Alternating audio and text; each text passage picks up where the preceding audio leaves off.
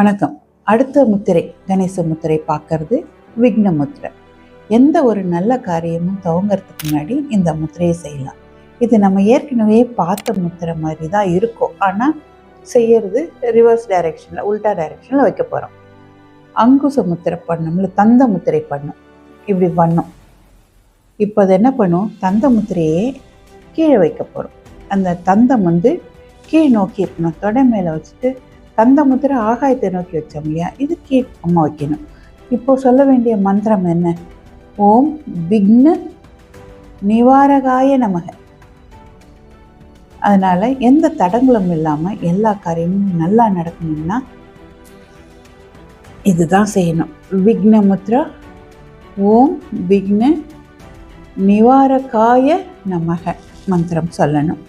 சில பேர் திடீர்னு காரணம் இல்லாமல் கோபம், காரணம் இல்லாமல் சண்டை, எல்லாருக்கிட்டையும் தொந்தரவு கொடுத்துட்டு தானே நிம்மதியாக இல்லாமல் இருப்பாங்க. இந்த தோஷத்தை நீக்கணும். அந்த விக்ன நிவாரகாய நமக மந்திரம் சொல்லிக்கிட்டு ஒரு 5லேருந்து 10 நிமிஷம் செய்யுங்க. வாழ்க்கையில் எல்லாமும் சரியாக வரும். தடைகள் இல்லாமல் எல்லா காரியமும் நல்லா நடக்கும்.